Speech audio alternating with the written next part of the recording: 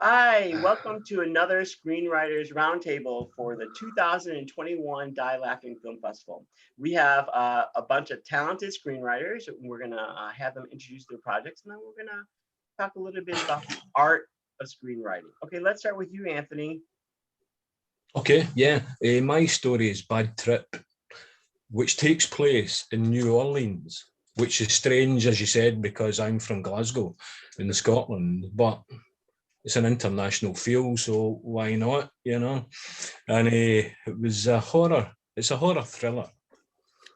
And it was, Bad Trip is basically when, I think most people will, some people will know, and if you've ever had like a bad trip, it can be not a nice experience that you can get out of, you know? So it was based in a long time ago, sort of, how could you put it? Experiences of drinking and dabbling in various narcotics. And I think that's basically where the story came from. It's sort of when you're young and drink and, you know, when you're dabbling in drugs, but someone slips a psychedelic drug, and you embark on a search and find gold heist in an abandoned government complex in the swamplands of Louisiana.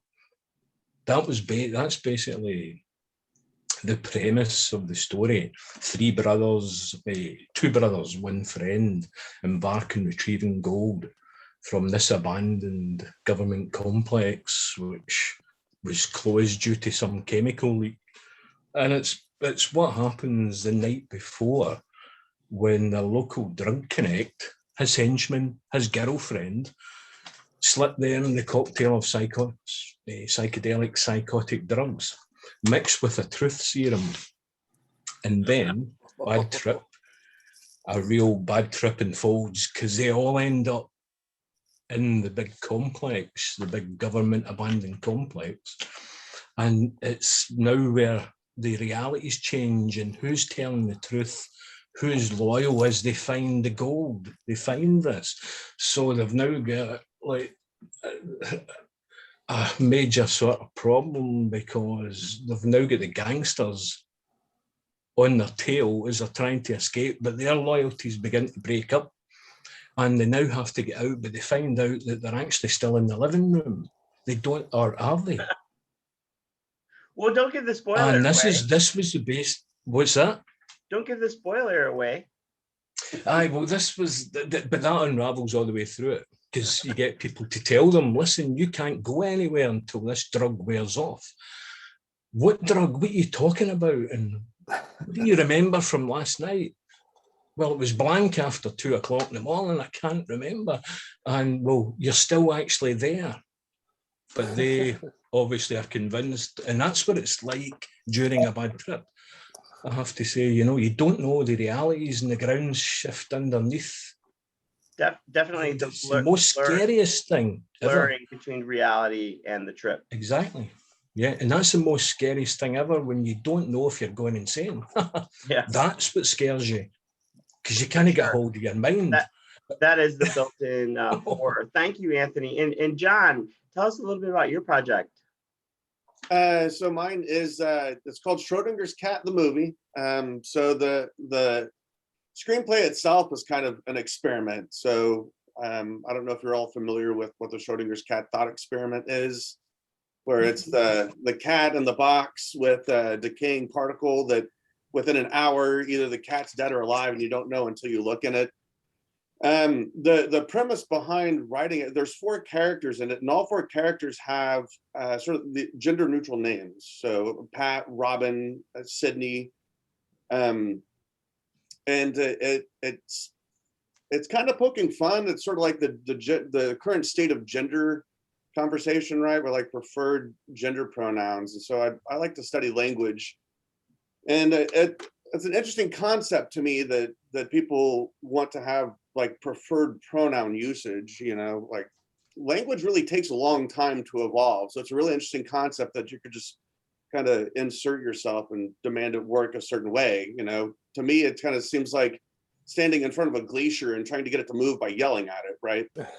So I kind of took that opportunity with Schrödinger's cat, a lot of people think that Schrödinger's cat was originally done or designed as a project to really explain the sort of quantum entanglement theory, when really Schrödinger and Einstein thought it was kind of goofy. They didn't really buy into it. So he was really doing it more as a joke, right?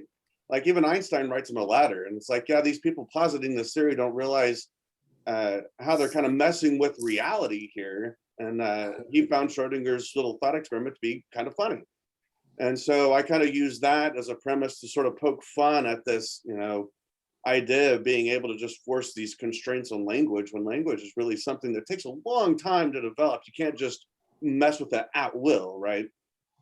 So I kind of use those two things together to, you know, take a little bit of an opportunity to poke some fun at it. You know?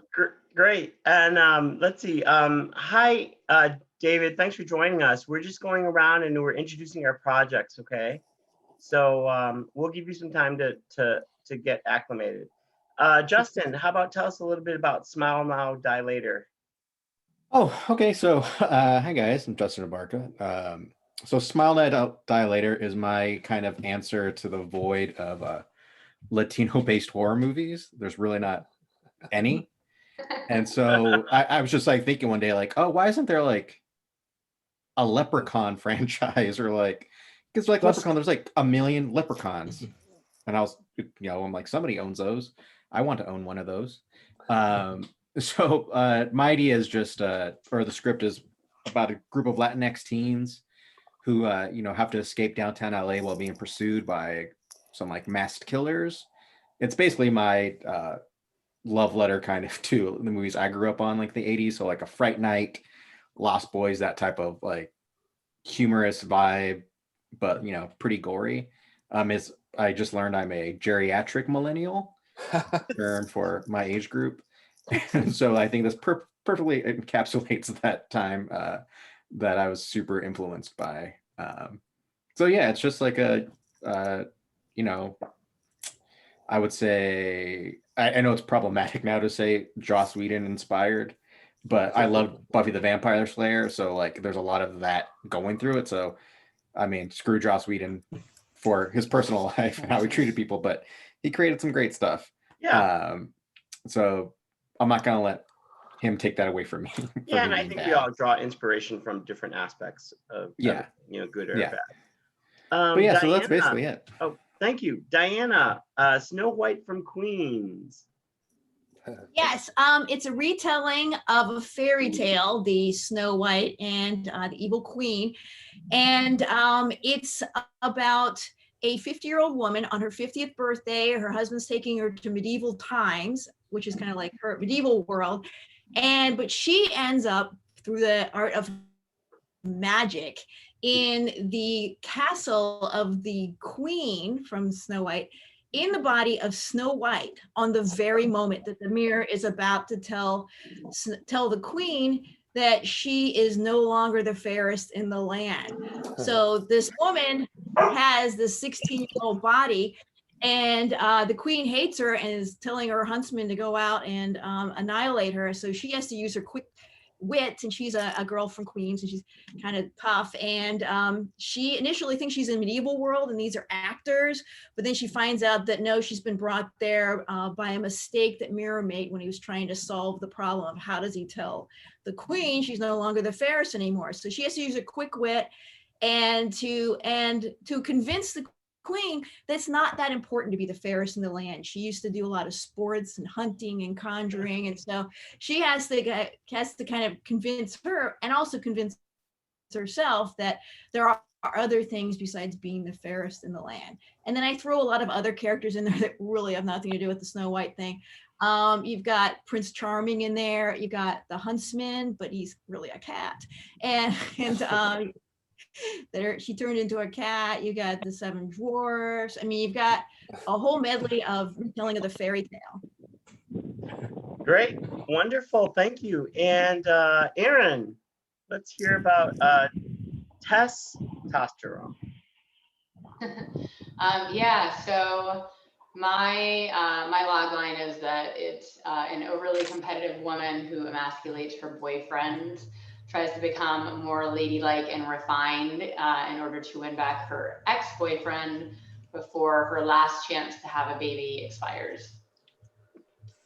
I got the idea from when I went to my 20th high school reunion, and I started thinking how it would be really funny if these, like, there was some women, like, you know, probably best friends or whatever, who are single, and so they start like crashing like really fancy, like uppity prep school reunions to try to meet like the doctors and the lawyers and like the driven, successful men. And so that's kind of where it started. Originally, I was calling it the Reunion Crashers. And then it kind of spun off into the protagonist's personality of just, not only is she competitive, but she's really good at everything. So she beats, you know, these men, but she's like a really obnoxious celebrator too. So, you know, she humiliates them in front of their boss, in front of, you know, things that they're supposed to be the man, and she, like, you know, destroys them every time. So it's kind of like Wedding Crashers meets Romeo and Michelle's high school reunion, because you've got these two women. I wanted to keep the reunion crashing in it because I just thought that was funny, even though I know it's, you know, taken from Wedding Crashers.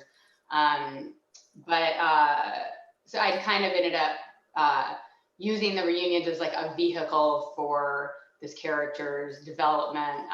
So it's not really about that, but it's just kind of like a random side piece of the plot. I was gonna say it was interesting to hear the evolution, because it went from like a plot driven to character driven. So I thought that was, at least that's what I exactly. Yeah, definitely. The plot that I thought I was gonna have ended up being a morsel of what the story, which is great. became. A great choice. Four drafts later, you know, there we go. Okay, Mark, can we hear about the Checkered? Sure. The Checkered is kind of a story. I've tried to write different genre and everything, and this is the first time I've done something that's really kind of taken bits right out of my own life story and my family story. It's set in 1970s Indianapolis, and it's about a second generation hot rodder who finagles a way to stay out of the army. Vietnam is going on in the background, and stay out of jail and everything, so he can just keep racing. He loves to race. And the whole thing is just taken from little legends and stories from my family about it's an automobile obsessed family, and growing up in Indianapolis with the race all the time and everything. So it's about this guy who just wants to keep racing, but there's a cop with a grudge, and who we don't know what the grudge is until the midpoint, and this cop just seems to keep wanting to punish him for all of his family's misdeeds over the years. So I was really grateful that Die Laughing was out there, because I had the weirdest problem placing a genre on this one. You know, it's kind of straddling a little action. It's the first time I've used the dreaded word dramedy, you know, for any of mine, but it's kind of like that. There's real bursts of almost slapsticky humor, but then there's, you know, horrible car accidents and things like that. So it's a story about a family and auto racing and in Indianapolis in the 70s. It's kind of an echo of those. I was born in 61, so I grew up with, you know, Robert Redford and Gene Hackman and Burt Reynolds and those kind of car movies that were so pervasive at the drive-in. And so it's kind of a love letter to all those and that kind of story building. Wait, you grew up in the same house with all those guys? No. Oh, I thought you said you grew up with them. I thought, oh my God, how fun. No. Okay, thank you. David, where are you at the mall? Where are you? I am at, can you hear me okay? Yeah. I am actually at the Lone Tree Art Center in Colorado. My family, it's their first outing, and so they're inside while I'm doing this. How wonderful. How wonderful. Thanks for making it work. So you're based in Colorado. Yes. So tell us about Publish or Perish. Yeah, my pleasure. So Publisher Perish is a story about a professor who wants nothing more than to get tenure. On the day that he is delivering his tenure materials, on his way there, he accidentally runs over and kills one of his students. And he doesn't want to let it impact his tenure case. So he hides the body and things just escalate from there. The dean, who is our antagonist, he's got it out for our lead. And so he tries to blackmail the dean. And so things just get wildly out of control for him. And it just goes downhill from there. So, so I also sort of appreciate the Die Laughing because, you know, I'm trying to market this thing now and try to raise money to make the movie. And Die Laughing, you know, that's the story of this of my film here. But I've been told that dark comedies don't sell, so I should call it a thriller. But the truth of it is, it's a dark comedy. So I'll call it whatever they want me to call it. But you know, but I've also I'm a. I was going to say, I'm do you have a sorry? background in academia? I was going to ask you. Yes, I'm a professor and I've gone through tenure. So I've been living with this idea for a while. And so I had a sabbatical right before the pandemic and I just sat down and wrote it and worked on it over that whole time period. So my writing this was me purging my demons. So it's not a true story, but there's certainly characters in the screenplay that are based on people and experiences that I kind of went through, minus the killing the student part. Yeah. Yeah. Although, you know, thank you for those nice words about the film festival, but that's exactly what I had in mind. Like I've been attending a lot of film festivals and involved in film festivals. And at the time, so I think this was 5 years ago or 6 years ago, I did a search and I did not find a festival that was specialized in humor, in comedy and horror. And I felt like it was like the perfect marriage because the tension between comedy and horror is so slim. And I saw so much funny stuff in horror films and so many scary things in comedy films. So I think it really works. So thank you. I'm glad you appreciate it. So I want to ask a general question for all of you, and we'll just kind of go back around. You can address it relative to your project, or you could, you know, mention anything else you want. But I wanted to talk a little bit about setting. Like for example, Anthony, have you ever been to New Orleans? No. Okay. No. Well, that was I guess I didn't know what I thought. I thought, God, he must have had to have a great experience in New Orleans, but obviously not. And I think that you know, we focus so much on plot and character, but I think setting is very important, especially from the producing point of view. You know, Yes. like that's what they're going to look at. And then I think one of the most common things is we got to change the location. We got to change the setting. Now we got to be rural. Now we got to be whatever. Yeah. So give me a little bit, you know, how much thought did you put into setting? Anthony, why did you choose New Orleans? It's a strange one. I don't really know why it came about to be New Orleans. Did you find it challenging to write of a place that you've never been in? Yeah, but the thing about see if you go on various things like the Google, even through YouTube, and you look through the YouTube, you've got people walking about filming sort of the streets in the rain for, you know, this is what they put on YouTubes, you know, so you can get a feel of the place, you can get a feel through the movies, having never been to certain places.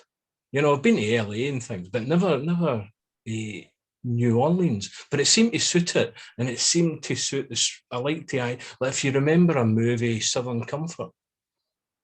Some people may remember Southern Comfort, that Louisiana, upstate kind of swamplands, I think was a perfect setting for a thriller horror. It's also interesting to get an international perspective of New Orleans, because I think New Orleans has a very specific, you know, conjures a specific image to Americans. Yeah. You know? Yeah. Diana, are you from Queens or New York? I'm from the East Coast.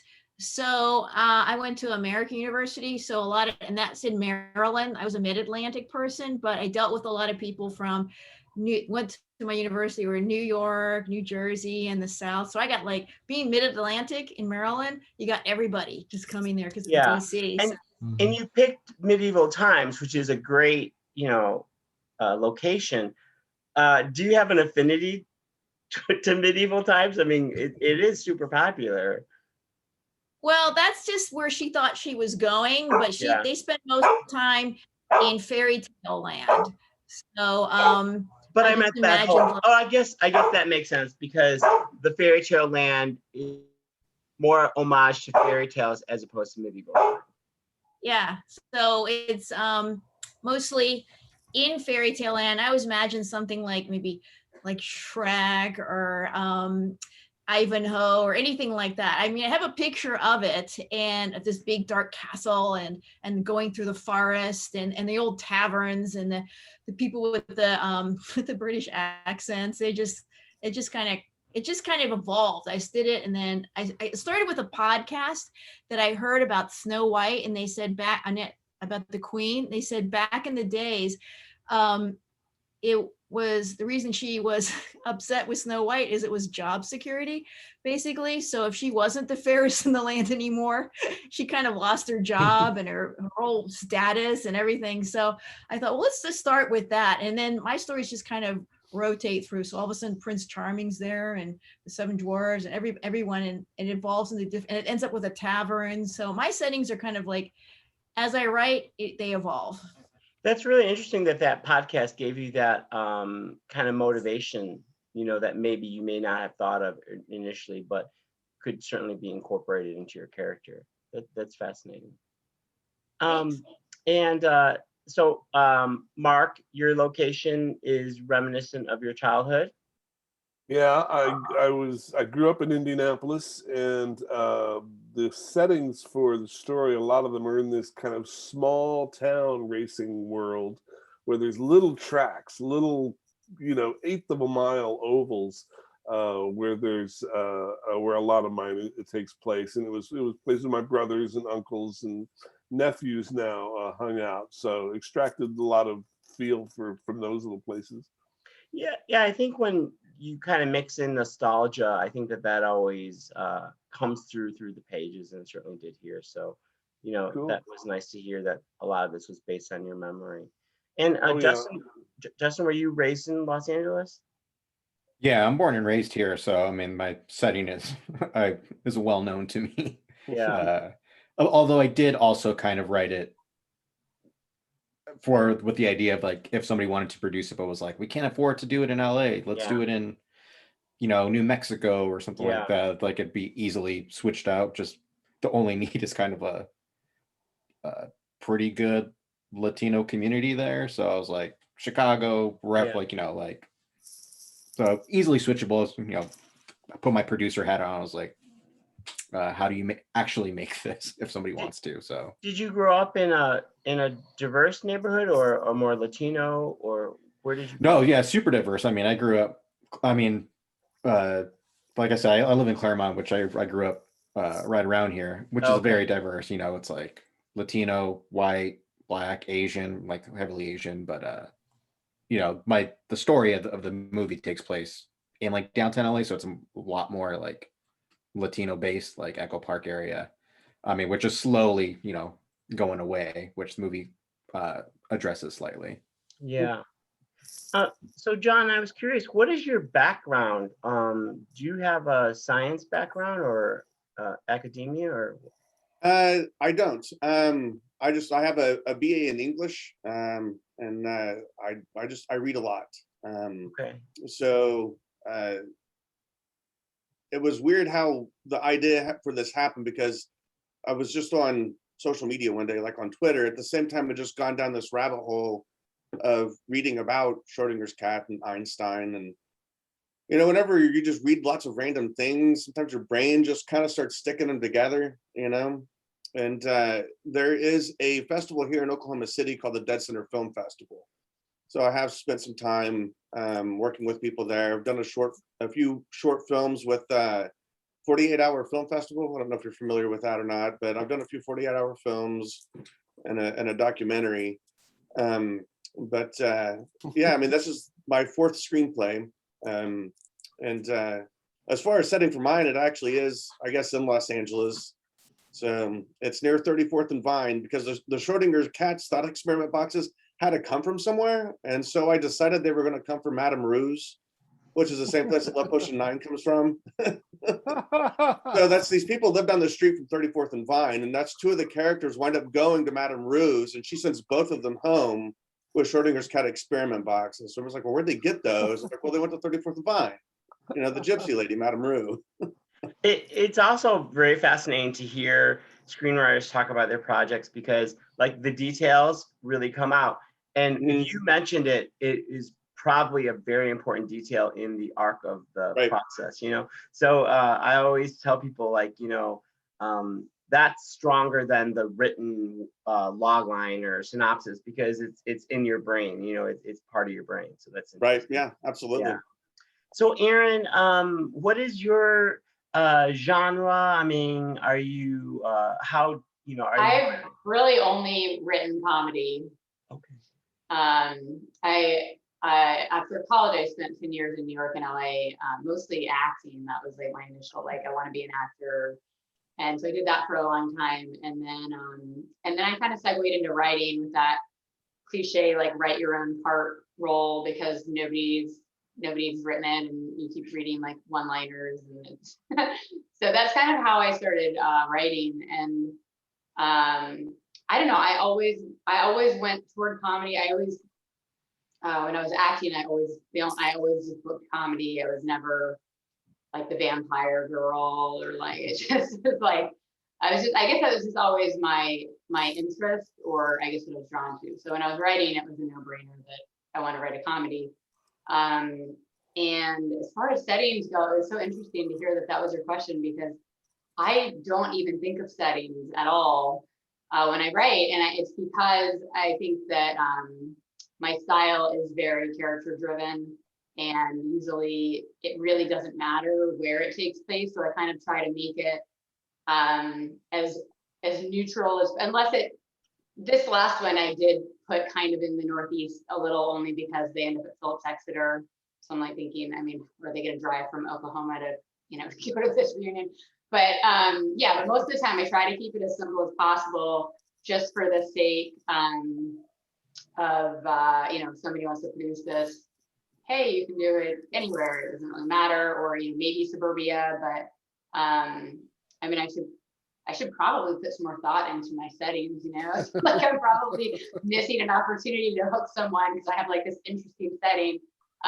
But yeah, I always just kind of work around the story. And then at the end of the day, I'm like, if you want to film it, you can just take this and we'll edit this line and we're good, you know, like, right. Talent, like, well, you know.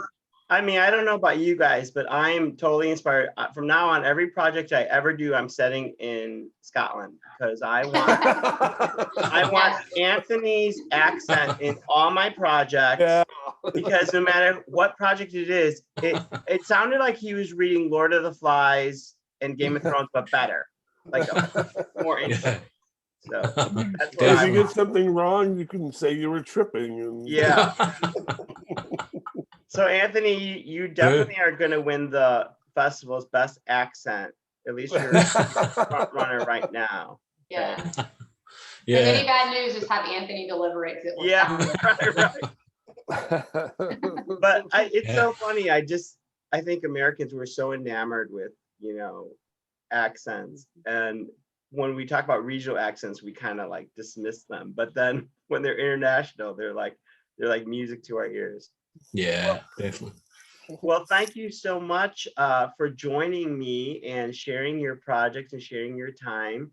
And I'll get this posted, and I hope you share. And I'm going to encourage all our producers that are watching to scoop up these projects, because they're going to go like hotcakes. Okay, thanks a lot. May 28th. Thank you, Ray, so much. Thank you, Thank you, everyone. Thank you so much for the whole show. You're welcome. Yeah, thank you.